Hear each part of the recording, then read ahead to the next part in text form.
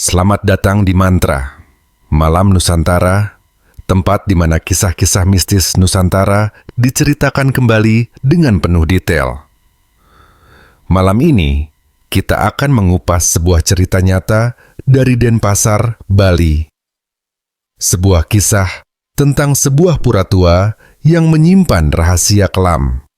Tentang arwah seorang wanita bernama Niluh Ratih yang terperangkap dalam dendam tak berkesudahan. Bagaimana sebuah kesalahan kecil dapat membuka gerbang gaib yang seharusnya tertutup rapat?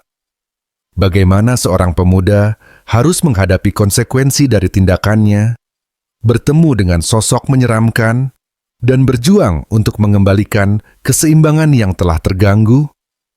Siapkan diri Anda, nyalakan lampu, dan pastikan Anda tidak sendirian, karena cerita ini akan membawa Anda ke dalam dunia yang tak kasat mata. Selamat menyaksikan, dan ingat, jangan pernah meremehkan hal-hal yang tak terlihat.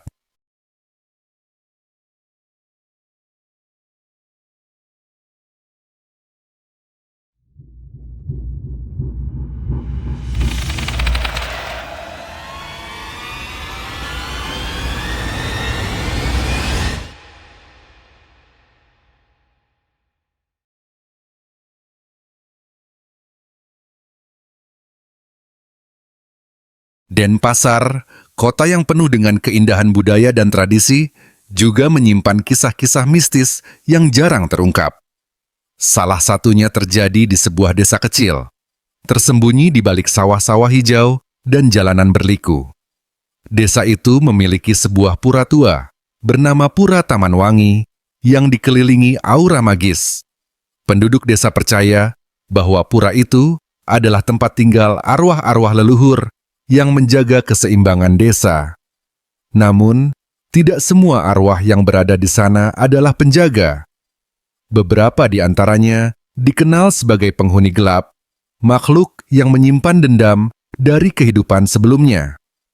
Kisah ini bermula ketika seorang pemuda bernama Wayan Surya memutuskan untuk melanggar larangan yang telah dijaga turun-temurun. Awal mula gangguan Wayan adalah seorang pemuda berusia 24 tahun, pekerja keras, tapi dikenal sering meremehkan hal-hal gaib. Ketika warga desa sedang mempersiapkan upacara piodalan, ia memilih untuk tidak ikut serta. Ia menganggap tradisi itu hanya membuang waktu. Alih-alih membantu, Wayan malah asyik bermain game di ponselnya di dekat pura tua. Suatu malam, setelah warga selesai menyiapkan sesajen, Wayan yang tinggal tak jauh dari pura memutuskan untuk duduk di Balai Bengong, sebuah tempat terbuka untuk beristirahat. Hembusan angin malam terasa dingin, dan suara jangkrik mengisi kesunyian. Wayan menggigil, tapi bukan karena angin. Ia merasa ada sesuatu yang mengamatinya dari arah pura. Ia menoleh ke arah pura, hanya untuk melihat bayangan seseorang berdiri di dekat pelinggih utama. Bayangan itu tinggi, ramping, dengan rambut panjang tergerai. Wayan mengira itu salah satu warga yang terlambat pulang, jadi ia berseru, "Pak Nyoman, kenapa belum pulang?" Tidak ada jawaban. Hanya suara angin yang tiba-tiba berubah menjadi desir halus seperti bisikan. Bayangan itu bergerak sedikit, seolah-olah melayang, lalu menghilang di balik pohon beringin besar. Keberanian Wayan yang berbalut keangkuhan membuatnya tidak mengindahkan apa yang baru saja terjadi. Ia justru mendekati pohon beringin itu, penasaran dengan apa yang ia lihat. Dengan menggunakan senter dari ponselnya, ia menyusuri jalan kecil menuju pura. "Kalau ini lelucon, aku tidak takut," katanya lantang, meski dalam hatinya ada rasa ragu. Ketika ia mencapai pohon beringin, aroma menyengat menyeruak. Bau bunga kenanga bercampur amis, darah membuat perutnya mual. Ia mengarahkan senternya ke akar-akar yang menjuntai, dan pandangannya terhenti pada sesuatu yang membuat darahnya membeku. Di bawah pohon itu, ada sesajen yang telah rusak. Sepertinya diinjak seseorang. Wayan menatap sesajen itu, kemudian tertawa kecil. Ah, ini cuma makanan basi. Gumamnya sambil menendang canang sari yang tersisa. Ketika ia berbalik untuk pergi, langkahnya terhenti oleh suara tawa pelan di belakangnya. Suara itu tinggi, menyeramkan, seperti berasal dari seorang wanita. Wayan memutar tubuhnya dengan cepat, tapi tidak ada siapapun di sana. Yang ada hanya bayangan gelap yang melintas di sudut matanya. Malam itu, Wayan tidur dengan perasaan gelisah.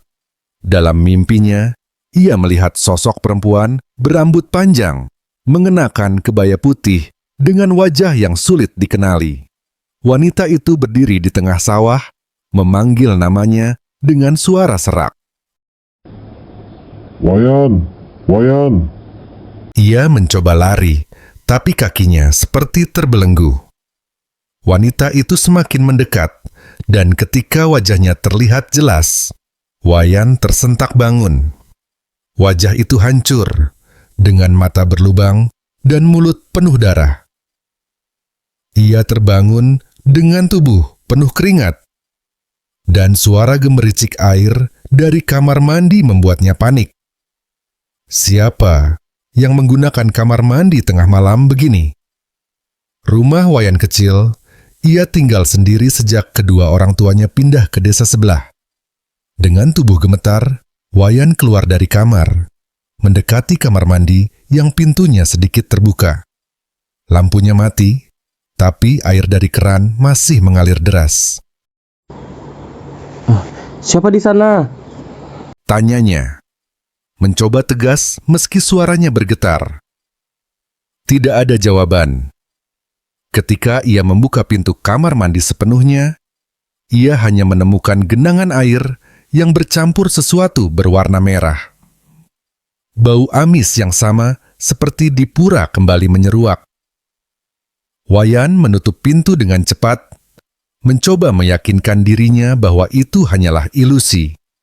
Namun, saat ia kembali ke kamar, ia melihat sesuatu yang membuatnya hampir pingsan. Di cermin meja rias, ada tulisan yang tercoret dengan darah. Jangan ganggu tempatku. Esok paginya, Wayan menceritakan kejadian itu kepada teman dekatnya, Made. Made, yang lebih percaya pada hal-hal gaib, memperingatkan Wayan bahwa ia telah membuat kesalahan besar. Kau pasti mengganggu sesuatu di pura. Kau harus segera minta maaf pada pemangku. Wayan, yang awalnya keras kepala, akhirnya setuju setelah merasa tubuhnya semakin lemas dan sulit tidur. Namun, ketika mereka menuju rumah pemangku, sebuah kejadian aneh kembali terjadi. Jalan menuju rumah itu yang biasanya mudah dilalui, kini terasa asing, seolah-olah mereka berjalan dalam lingkaran. Di ujung jalan, mereka bertemu seorang wanita tua yang mengenakan kain batik dengan tatapan tajam. Wanita itu hanya berkata, Kau sudah membangunkan yang tidak seharusnya kau ganggu. Bersiaplah untuk membayar harganya. Wayan dan Made akhirnya sampai di rumah pemangku pura setelah berjuang melewati jalan yang terasa aneh. Rumah pemangku, Mangku Sudira, berada di sudut desa, dikelilingi pohon kelapa yang rindang. Mangku Sudira adalah sosok tua berwibawa dengan rambut putih yang tersisir rapi, mengenakan kain khas Bali dan selendang putih di bahunya. Ketika mereka mengetuk pintu, Mangku Sudira muncul dengan tatapan tajam, seolah-olah ia sudah tahu apa yang terjadi. Tanpa menunggu penjelasan, ia mempersilakan mereka masuk dan menyuruh Wayan duduk di balai kecil di halaman. Anak muda, ucap Mangku Sudira sambil menuangkan teh hangat. Aku telah mendengar tentangmu dari desas-desus para leluhur di malam hari. Kau telah melanggar batas yang tidak boleh dilewati. Wayan merasa jantungnya berdebar kencang. Ia menjelaskan apa yang terjadi di malam itu. Bagaimana ia melihat bayangan, menendang sesajen dan gangguan yang terjadi di rumahnya. Mangku Sudira menghela napas panjang. Kau tidak hanya mengganggu, tetapi juga tidak menghormati. Pura Taman Wangi bukanlah tempat sembarangan. Pohon beringin itu adalah gerbang antara dunia kita dan juga dunia mereka. Wayan menunduk, merasa malu. Saya tidak tahu, Mangku. Saya pikir itu hanya mitos. Mitos? Tanya Mangku Sudira sambil menggeleng. Kau akan belajar bahwa ada hal-hal yang tidak bisa dijelaskan dengan akal. Dan sekarang, kau harus menanggung akibatnya. Tapi, masih ada cara untuk memperbaiki kesalahanmu. Mangku Sudira menjelaskan bahwa Wayan harus mengikuti ritual penyucian di pura untuk meminta maaf kepada penghuni gaib. Ritual ini memerlukan sesajen khusus, doa, dan penyesalan yang tulus. Namun, sebelum ritual bisa dilakukan, Wayan harus menjalani puasa dan meditasi selama 1 malam penuh di pura, tepat di bawah pohon beringin. Kau harus menunjukkan bahwa kau benar-benar menyesal. Kata Mangku Sudira. Jika tidak, mereka tidak akan menerimamu. Made mencoba membujuk Mangku Sudira untuk mencari cara lain, tetapi Mangku hanya menggeleng. Ini sudah jalannya. Jika dia tidak melakukannya, mereka tidak akan berhenti mengganggunya. Bahkan mungkin lebih buruk. Malam itu, dengan ditemani Mangku Sudira dan Made, Wayan kembali ke pura. Pura yang biasanya penuh dengan aktivitas kini tampak sunyi dan gelap. Cahaya bulan memantulkan bayangan pohon beringin, menciptakan suasana mencekam. Wayan duduk bersila di bawah pohon dengan dupa menyala di sampingnya. Mangku Sudira memimpin doa, sementara Made menunggu di kejauhan, merasa tak nyaman berada terlalu dekat. Duduklah diam, jangan bicara, dan jangan membuka mata, apapun yang terjadi. Peringat Mangku Sudira sebelum meninggalkan Wayan sendirian. Awalnya, Wayan merasa baik-baik saja. Angin malam berhembus pelan, dan suara jangkrik menjadi irama latar yang menenangkan. Namun, seiring berjalannya waktu, ia mulai merasakan hawa dingin yang tidak wajar. Bau kenanga yang menyengat kembali muncul, dan ia mendengar suara langkah pelan mengitari tempatnya duduk. Wayan mencoba mematuhi perintah Mangku Sudira untuk tidak membuka mata, tetapi rasa ingin tahunya memuncak. Ia membuka sedikit celah di matanya dan melihat bayangan melintas cepat di antara pohon-pohon. Bayangan itu semakin mendekat hingga akhirnya berdiri tepat di depannya. Sosok itu adalah wanita yang sama seperti dalam mimpinya, berkebaya putih dengan rambut panjang yang tergerai.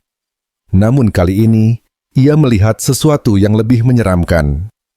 Wajah wanita itu tidak hanya hancur, tetapi matanya kini menyala merah, dan darah menetes dari mulutnya. Wayan. Suara itu memanggil namanya dengan nada menyeramkan.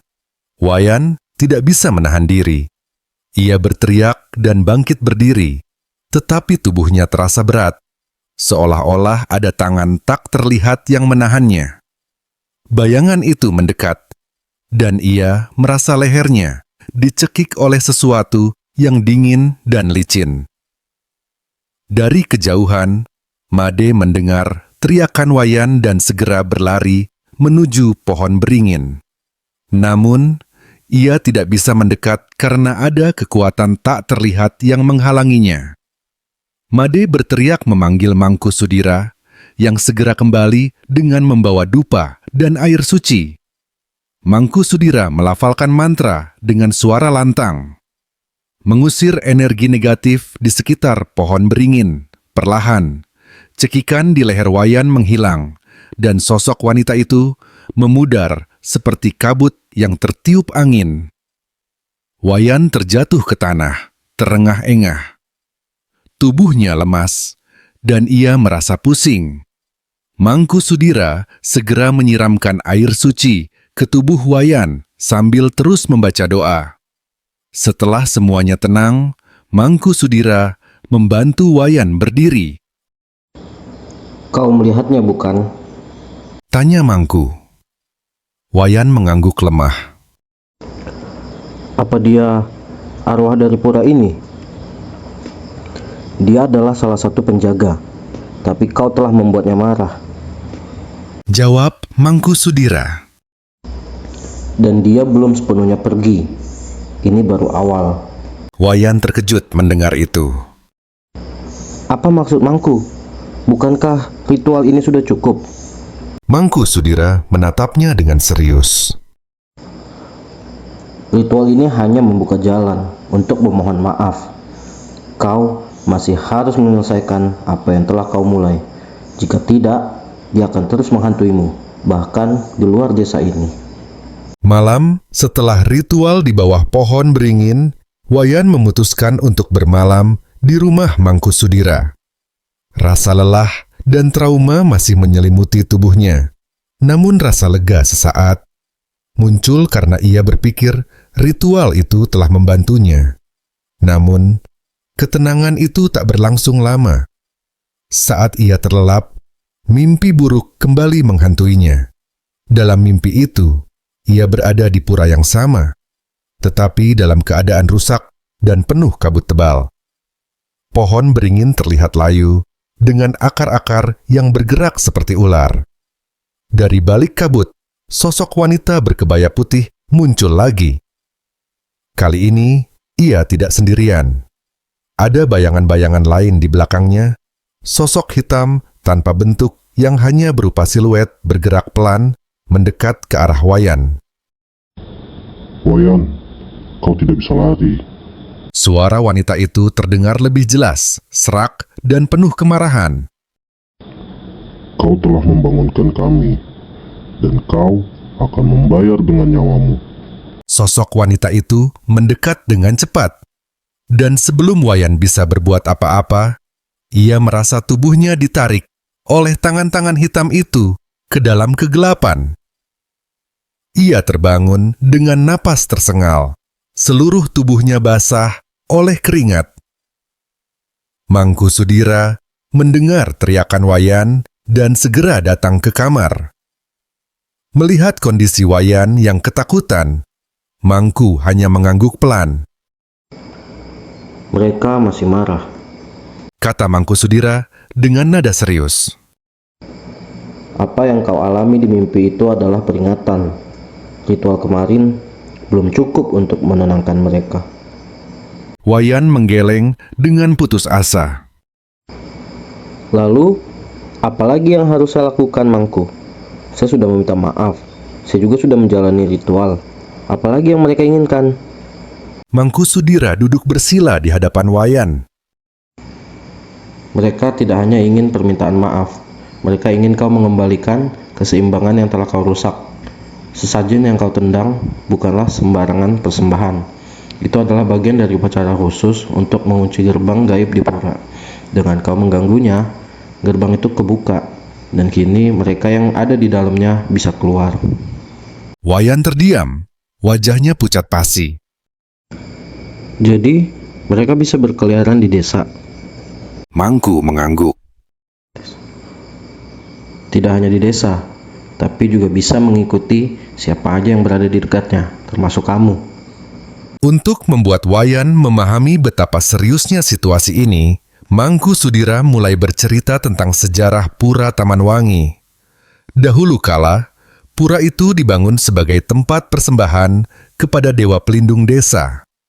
Namun, legenda menyebutkan bahwa di sekitar lokasi pura, pernah terjadi tragedi mengerikan. Seorang wanita muda bernama Niluh Ratih yang dituduh berkhianat dalam hubungan pernikahan dihukum mati oleh masyarakat desa. Ia dituduh sebagai penyebab serangkaian bencana yang melanda desa. Gagal panen, kematian mendadak, dan penyakit misterius.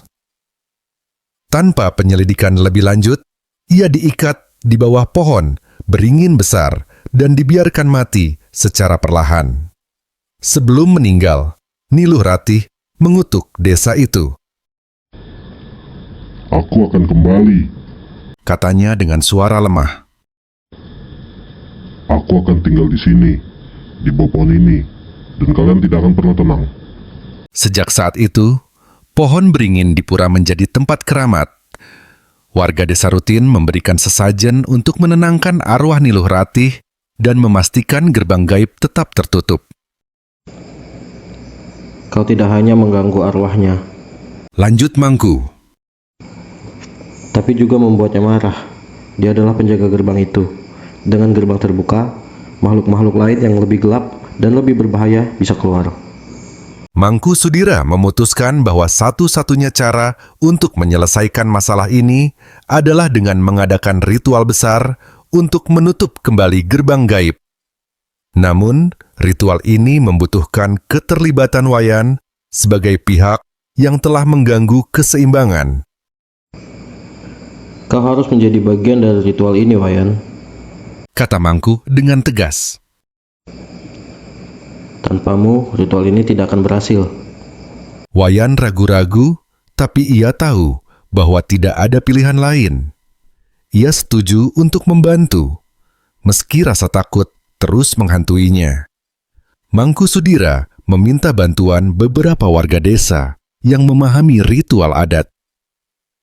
Mereka semua berkumpul di pura malam itu, membawa sesajen lengkap, dupa, dan kain-kain suci. Ritual dimulai dengan doa-doa panjang yang dipimpin oleh Mangku Sudira. Wayan diminta untuk duduk di depan pelinggih utama, membawa bunga dan memegang dupa. Para warga berdiri di sekelilingnya, membentuk lingkaran perlindungan. Awalnya, semuanya berjalan lancar. Namun, ketika Mangku mulai melafalkan mantra untuk menutup gerbang, angin tiba-tiba berhembus kencang, menggoyangkan pohon-pohon di sekitar pura. Api dari dupa mulai bergetar, hampir padam. Wayan merasa hawa dingin yang sangat menusuk, lebih dingin daripada sebelumnya. Ia menoleh ke arah pohon beringin dan melihat sosok Niluh Ratih berdiri di sana, mengawasinya dengan tatapan penuh amarah. Dosa tidak bisa dihapus dengan mudah. Suara Niluh Ratih bergema di udara. Kau harus membayarnya dengan darah. Seketika, Wayan merasa tubuhnya ditarik ke belakang oleh kekuatan yang tak terlihat. Ia berteriak, tapi suaranya hampir tenggelam oleh angin yang menderu. Para warga mencoba mendekat untuk membantu, tetapi mereka terpental oleh energi tak kasat mata.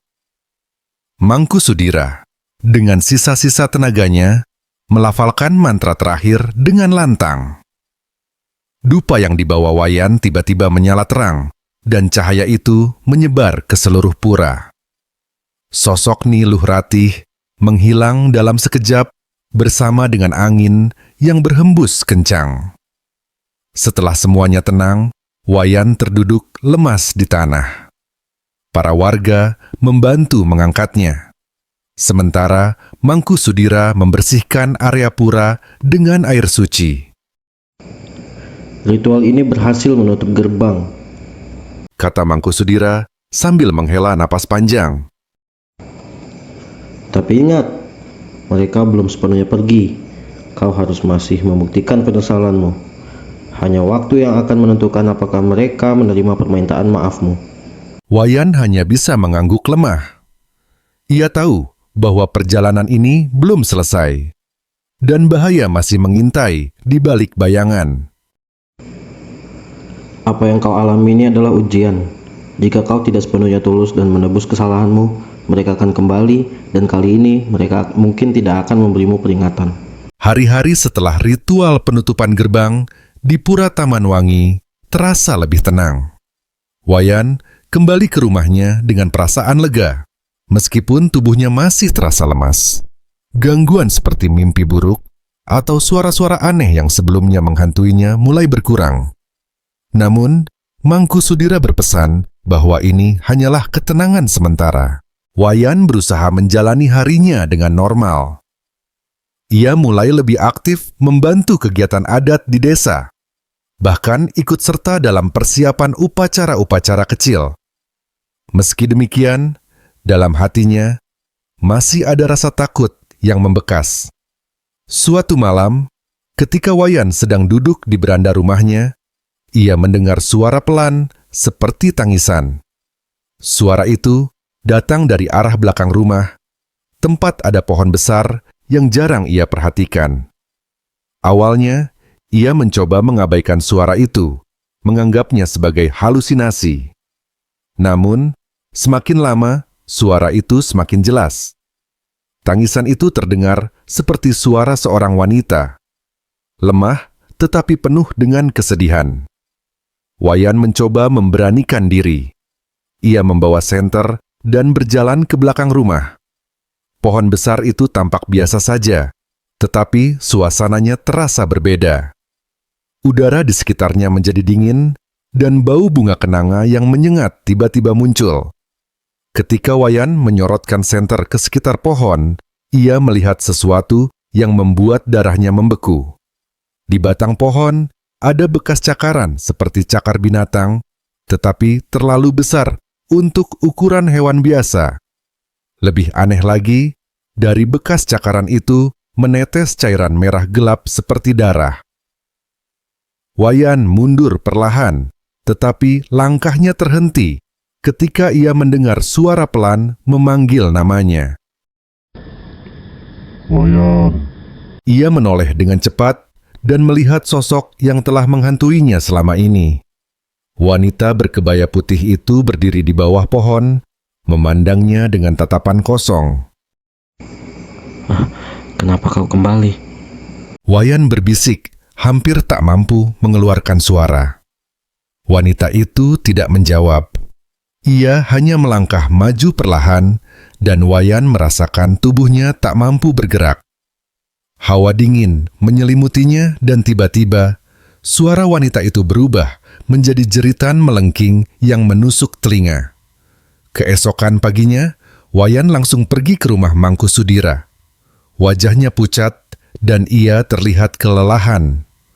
Mangku Sudira yang sedang mempersiapkan sesajen segera menyadari bahwa ada sesuatu yang salah.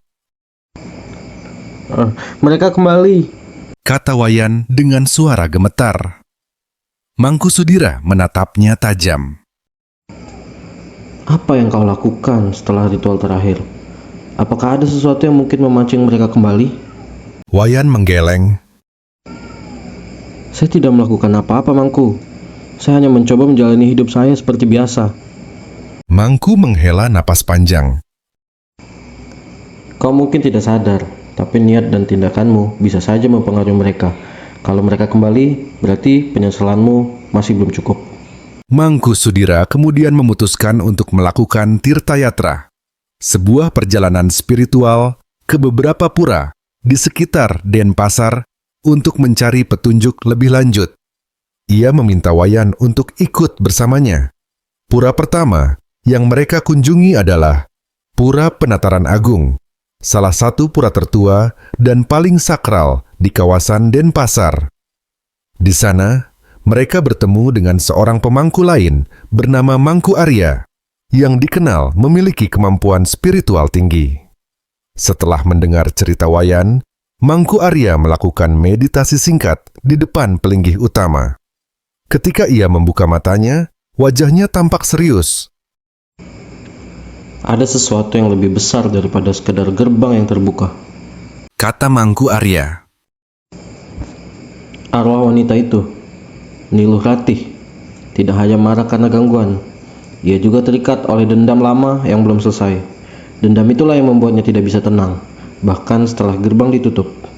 Mangku Arya menjelaskan bahwa untuk benar-benar menghentikan gangguan, Wayan harus mengadakan upacara khusus untuk membebaskan arwah Niluh Ratih dari belenggu dendamnya.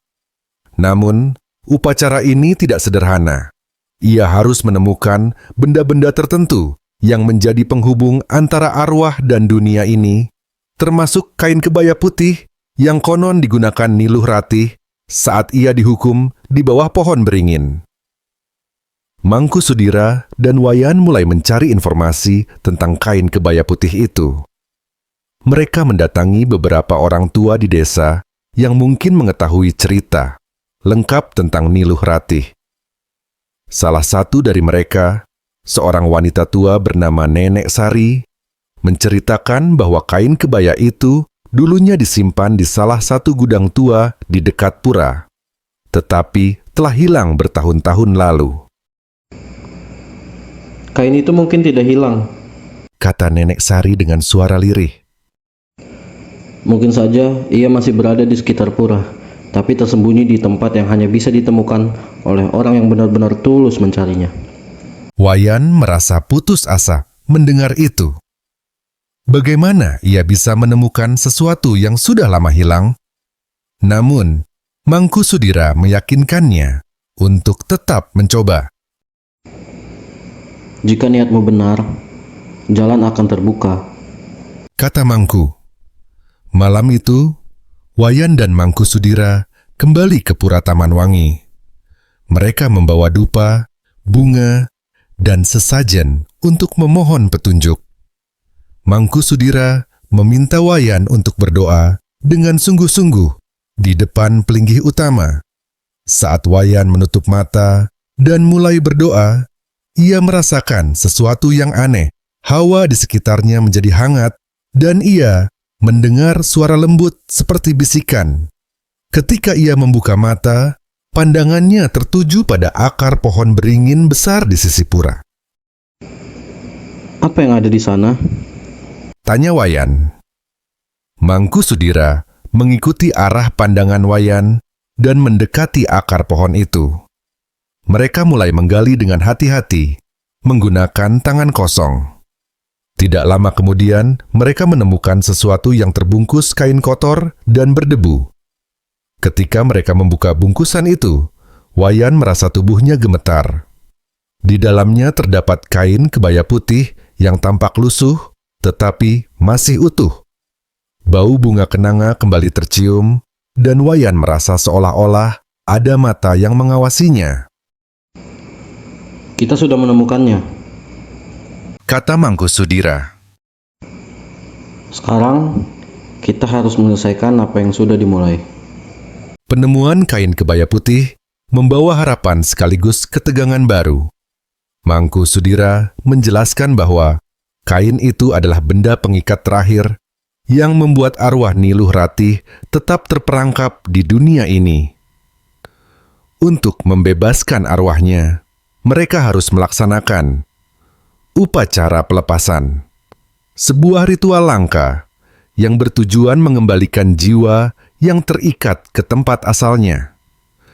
Ritual ini tidak bisa dilakukan sembarangan. Mangku Sudira dan Mangku Arya bekerja sama untuk menyusun rangkaian upacara yang melibatkan sesajen khusus, bunga-bunga suci, dan mantra-mantra pelepasan yang harus dilafalkan dengan hati-hati. Ini akan menjadi malam yang panjang. Kata Mangku Sudira kepada Wayan. Kau harus siap menghadapi apapun yang terjadi. Wayan, meskipun masih takut, merasa bahwa ini adalah tanggung jawab yang harus ia tuntaskan. Kesalahan yang ia buat telah membawa kekacauan, dan hanya dengan melaksanakan upacara ini, ia bisa berharap untuk mendapatkan kedamaian. Malam itu, Pura Taman Wangi diterangi oleh cahaya lilin dan obor.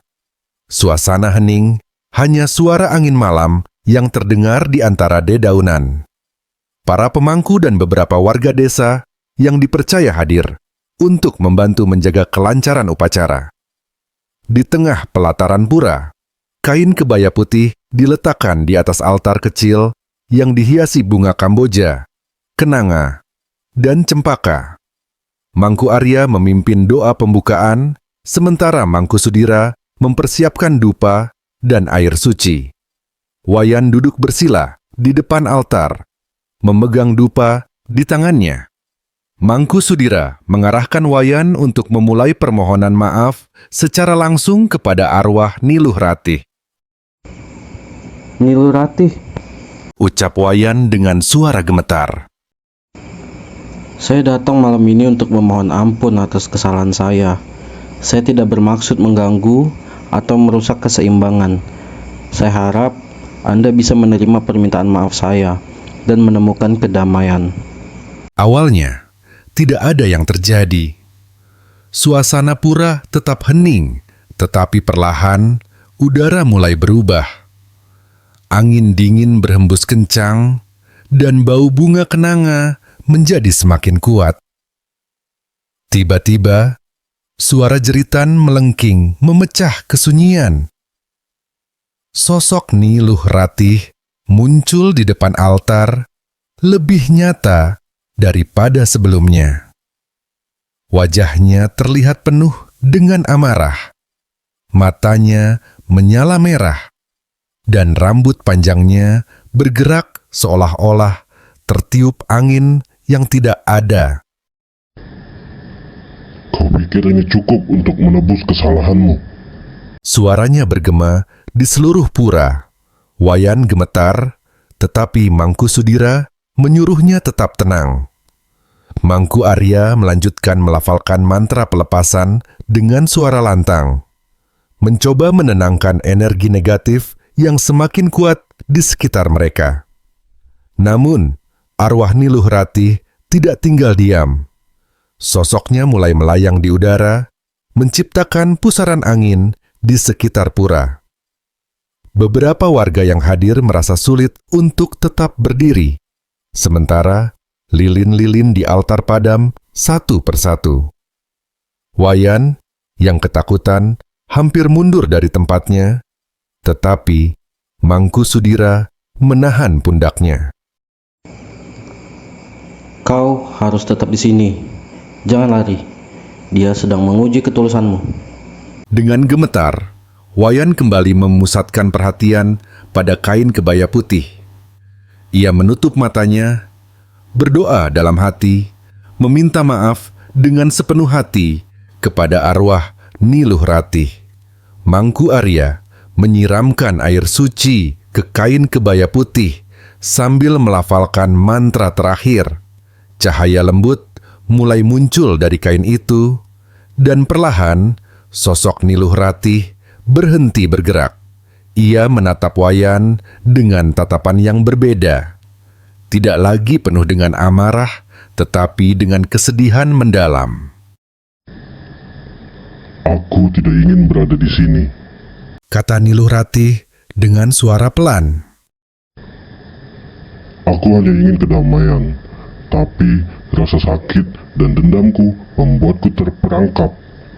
Wayan dengan air mata mengalir di pipinya mengangguk. Saya benar-benar minta maaf.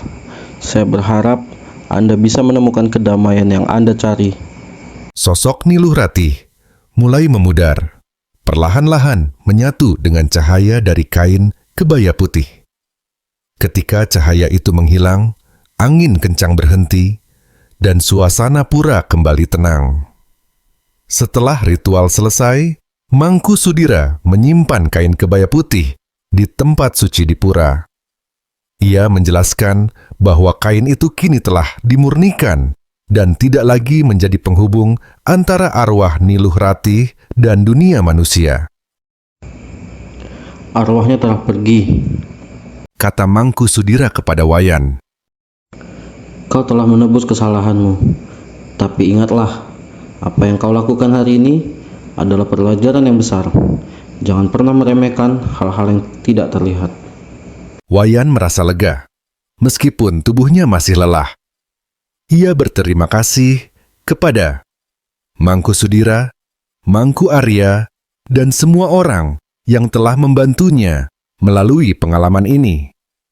Hari-hari berikutnya, Wayan menjalani hidupnya dengan cara yang berbeda. Ia lebih menghargai tradisi dan adat istiadat, serta selalu berhati-hati dalam tindakannya. Pura Taman Wangi kembali tenang, dan desa tidak lagi diganggu oleh kehadiran yang tak terlihat. Namun, Wayan tidak pernah melupakan pengalaman itu. Sesekali, ketika ia melewati pohon beringin di pura, ia merasa seperti ada yang mengawasinya, bukan dengan amarah, tetapi dengan kedamaian. Kisah ini menjadi pengingat bahwa dunia manusia dan dunia gaib seringkali bersinggungan, terutama di tempat-tempat yang penuh dengan sejarah dan kepercayaan. Tidak semua yang kita anggap mitos hanyalah cerita kosong. Kadang-kadang, ada kebenaran yang tersembunyi di baliknya, dan menghormati keseimbangan adalah kunci untuk hidup damai.